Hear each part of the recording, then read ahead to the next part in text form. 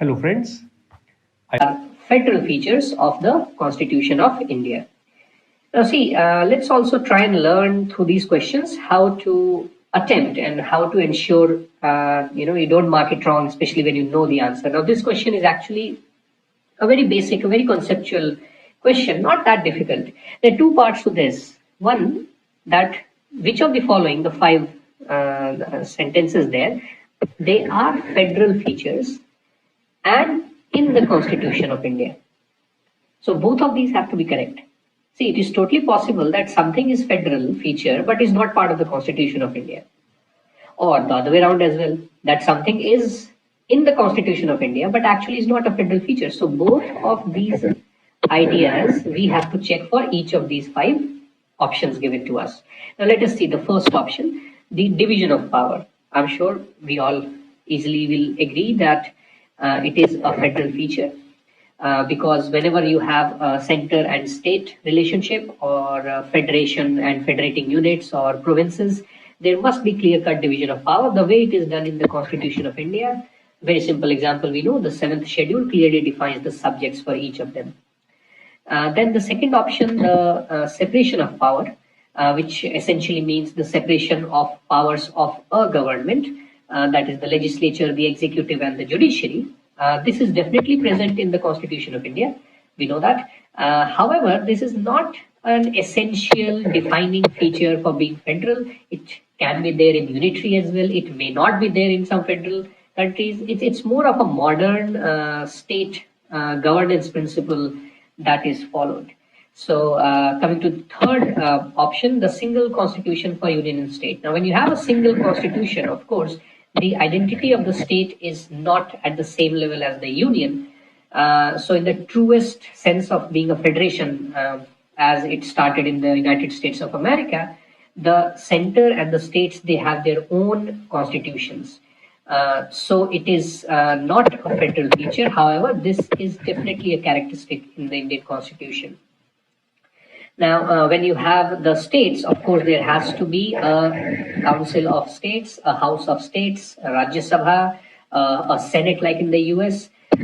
So that is a necessity of being federal, and that is definitely present in the Indian Constitution as well. And of course, when you have two entities like the two kids of a family, they will definitely have their issues, their differences of interpretations, disputes between center and state, and to ensure that is resolved amicably, there must be an independent judiciary. So it is a necessary feature for being federal, and it is part of the Indian Constitution. So as you can see, out of the five options given, except these two, that is option 2 and option 3, the only correct options are for us 1, 4 and 5. Now, it was not that difficult question, but still, if you see the performance, it's hardly 1/3 of the respondents got the correct answer. That is around 8,500 odd people had attempted this question. So that's not that good performance as such. Also on the right hand side, you might be able to see this is the US Capitol. That is the seat for the US Congress, the House of Representatives and the US Senate. So I thought you should have a look at that. In reality, it looks something like this. Anyway, moving on to question number 2. Which of the following statements is or are not? Mind the word not. These are areas where people make mistakes when they read the question too fast, which are not correct regarding the preamble of the Constitution of India. Now, the first statement itself, that it is a limitation on the powers of the government. It is not a limitation. There is no express limitation mentioned there. And this was a very clear judgment that has been provided in the reference Berubari Union case. That there is no direct limitation on the powers of the government. In fact, this was the whole argument based on which in Berubari case, the Supreme Court held that preamble is not a part of the Constitution, which was of course overruled in the Keshwananda Bharati case, which declared that it is a part of the Constitution. So even the second statement is wrong along with the first one. It is a part of the Constitution. Now, is it part of the basic structure of the Constitution? No. It is not a part of the basic structure. However, the confusion remains because I understand some of the words, the ideals mentioned in the preamble, they have been declared as the basic features of the Constitution. For example, secularism. Now that is a basic feature of the Constitution. So anyway, all the three statements are wrong, and the performance again very poor as such. Hardly 28% got this correct. And on the right, that is the actual picture from the Constitution of India. Moving on, question number 3. Which of the following statements is correct regarding the Constitution of India? So only one of these can be correct. Now this is, I think, somehow the worst performance displayed by the users there. Hardly 8% got this correct, which is actually very poor from any standard. I know most of the confusion has been with option A, but that's the purpose of this question. It says it was enacted on 26th January 1950. No, it was not enacted on 26th January. It was enacted in 26th November 1949 itself. It was enforced, and that too only some of the provisions. Large part of the provisions actually, but many of the provisions got enforced also on 26th November 1949 itself. In fact, later we will see that the preamble very clearly does this, give this information that when it was enacted. Then regarding the second statement, that it repeals Government of India Acts 1919 and 1935, I will show you a document quickly. So that's the actual Constitution of India. I took a picture from that. So if you see Article 395 in your Constitution as well, it very clearly says that the Indian Independence Act 1947 and the Government of India Act 1935 are hereby repealed. So the Government of India Act 1919 was overruled by Government of India Act 1935 itself. And it was the 1947 Independence Act and the 1935 Government of India Act that was overruled. Also, as I told you, the preamble, if you read the last few words, it very clearly says that we, the people of India, hereby adopt, enact, and give to ourselves this Constitution. Anyway, coming back to the question. The second statement is also wrong. Now, the third statement was the original Constitution is handwritten in Urdu, Hindi, and English. Now, one important word here is handwritten. Yes, it is handwritten. In fact, you should know that it was Mr. Prem Bihari Narayan Raizada who has handwritten it in a flowing italic style. So, if you remember what I showed you, this is all written in italic style by Mr. Raizada. But there was no Urdu version of it. There was only Hindi and English version which was created. There were just 2 copies. I would sincerely request that when you have some time, if you have interest, if free time, let's say after mains, you should sometime go and see the actual Constitution, the way it has been written down word by word and decorated. So it's available, the scanned version of course is available on the World Digital Library, WDL, you can Google and find out. And the actual copies are in the Library of Parliament in cases filled with helium. So if you ever visit the Parliament, go to the library and see what the actual Constitution of India looks like. Now the decoration, as you can see, all these nice decorative pieces, these were done by many artists from Shantiniketan. And 2 names are especially always written, so you should know, Beuhar Ram Manohar Sinha and Nandal Bose. Now, the only correct statement here is the 4th one, which a lot of you actually marked wrong, that the original Constitution had 29 states in the first schedule. I understand that large part of the confusion has been because of this number 29. Also because some of the books that you read, they may not have got the actual numbers, or some confusion is there. I really don't know.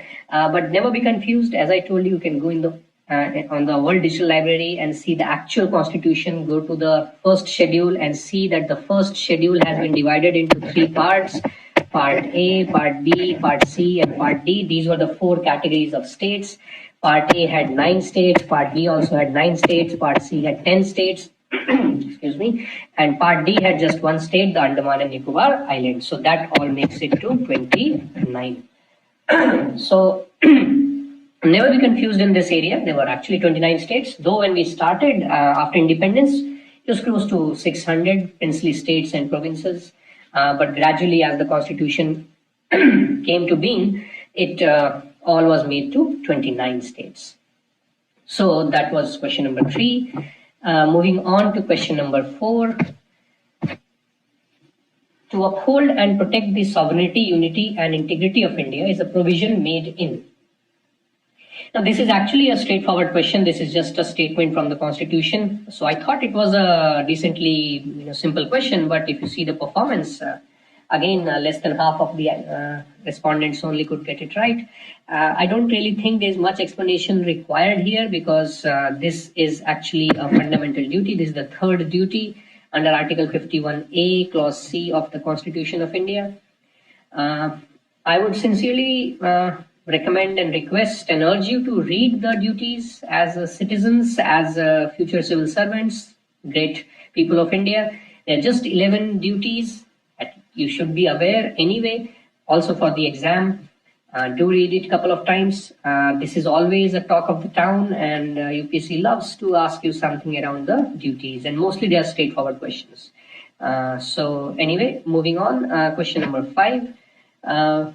Which of the following articles of the Constitution of India confers the power to state to acquire a foreign territory as well as to cede national territory in favor of foreign states? So it says power of the states to acquire and to cede our territory, that is exchange of territory. Now this is actually a question which I would say is a good question. Now I believe that none of you should be confused in option 1, because option 1 has nothing to do with acquisition or cession of any territory. It just defines what is India, what is territory of India, which are the states. Also, Article 3 deals with just the reorganization, changing of boundaries, names, and such kind of things. Jammu and Kashmir or Telangana, these kind of things that you have also seen in recent times. So I believe that if at all, the only confusion you may have would be with respect to Article 2. Now, it's actually a very settled principle that the power to acquire or to cede is not provided through any article of the Constitution. And this is exactly what was the reference in the Berubari Union case of 1960, where the Supreme Court explained that especially the power to cede, because that was the question. Berubari Union was a piece of land which was being given to Pakistan, now Bangladesh. So the Supreme Court explained that this power to cede is not from any of the articles. Article 2 is only for integrating an already acquired territory. So to acquire is not a power provided there. To acquire would be a power under the international law of sovereignty. So India, being a sovereign state, inherently has the power to give and take territories. That's what they meant. So it is not covered under Article 2 also. So the correct answer is none of the above. Now, there was another case, I'm sure you know, not the case really. The case was Magan Bhai versus Union of India, Magan Bhai versus Union of India in 1969, where the court also explained that if there is a boundary dispute settlement, boundary dispute, mind the word, the dispute, it is not considered as a cession of territory. It's not giving away of territory. It's just a settlement of dispute. So what had happened at that time, India and Pakistan, they had settled some territory in Rann of Kutch. So in the Rann area, some territory was given to Pakistan. So case was filed that how can this be done? And ultimately the court explained that for boundary dispute settlement, you don't need to bring a constitutional amendment act or even any ordinary legislation of the parliament. It can just be done by an executive order. Just an executive action is sufficient. So the moral of the story of all this is in 3 parts you should understand. 1, if there is any new territory being added, acquired, or Indian territory being given, there is no dispute. like land boundary agreement with Bangladesh. Many people get confused and they think that was a dispute between India and Bangladesh. It was not a dispute. It was Indian territory without any dispute that we gave to Bangladesh, and Bangladeshi territory without any dispute. It is Bangladeshi territory. They gave it to India. And so for that, a constitutional amendment act would be required. And for land boundary agreement, the 100th constitutional amendment act was done. Now, whenever there is a boundary dispute settlement, it does not require any legislative process and executive action is sufficient. Whenever there is internal reorganization, let us say creation of Ladakh as a union territory, then it is done under Article 3 of the Constitution, and under that, the provisions of Article 368 will not apply, but in the case of ceding or acquisition of new territory, 368 will apply. So just make sure you understand these things. However, on this question, also the performance was not that satisfactory. Less than 1/3 of the respondents got it correct. Moving on, question number 6. Which of the following words have been added in the preamble of Constitution of India through amendment? Now, this is actually a very straightforward question. Still, slightly to my surprise, again, less than half of the people got it right.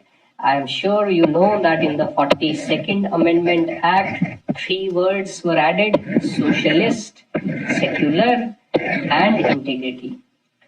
Unity was a word which was already there, so even if you knew that, the 3 options, the unity is there, so the correct option has to be B. And just to confuse us, you slightly, I did not write purposefully in option 2 one word, secular.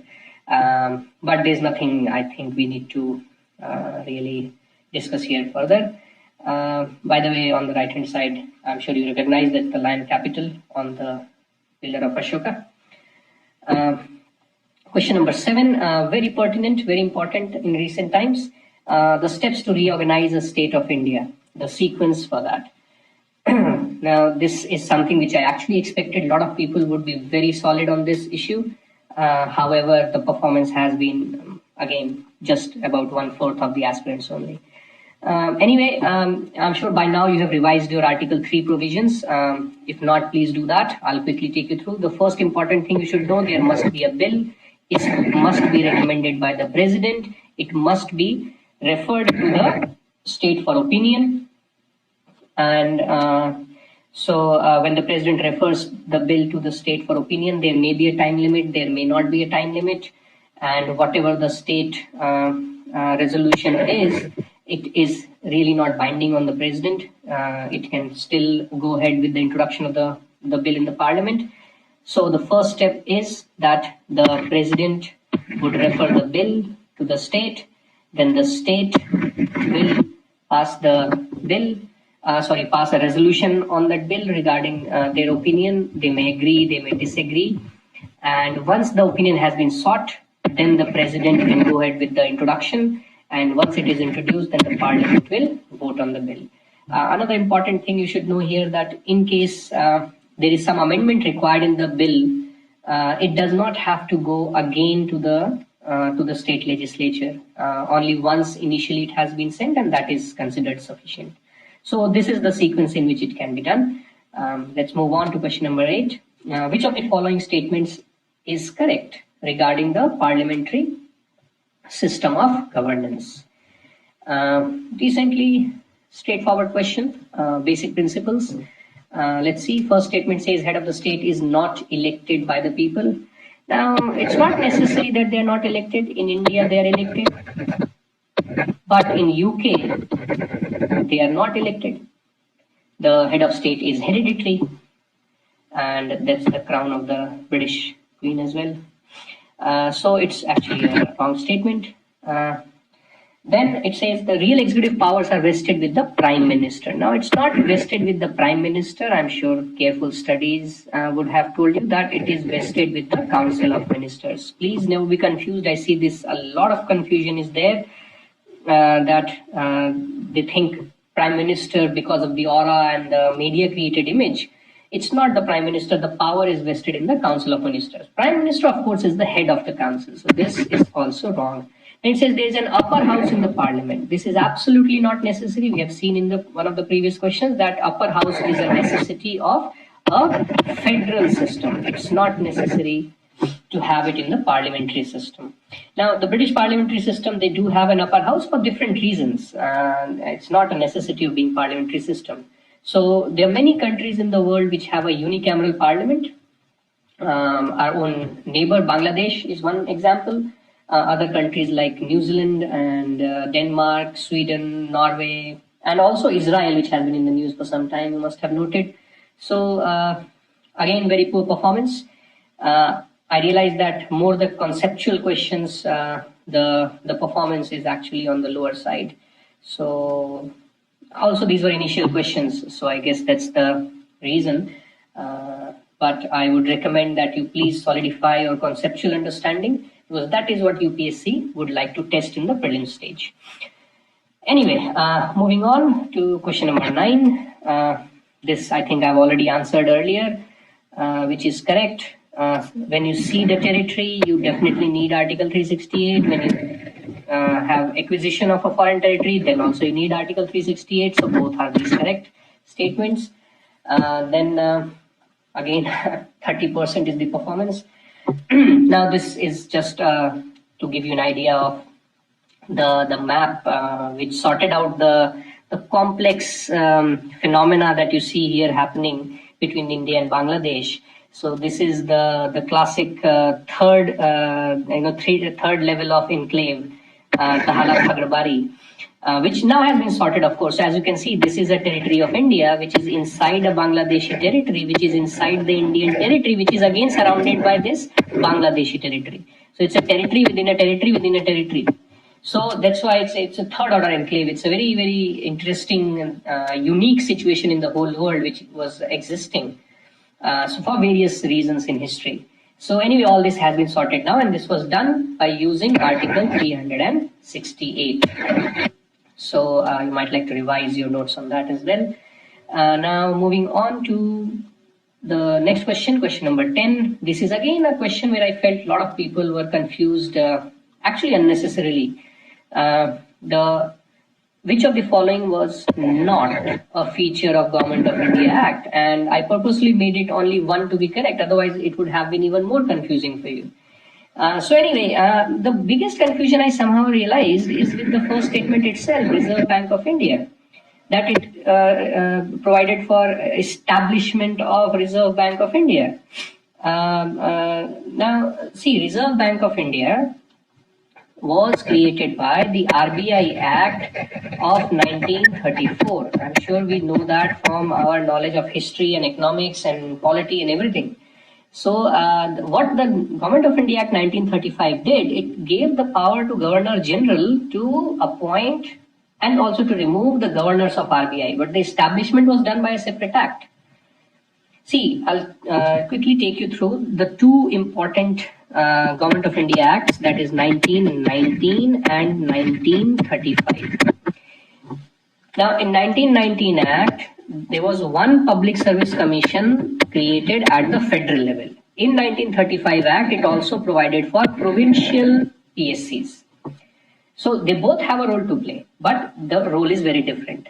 The federal court was definitely created by the 1935 Act, and I think this is more from history. You would know that diarchy was introduced in the states in 1919, whereas it was removed from the states and it was introduced in the center in the 1935 Act.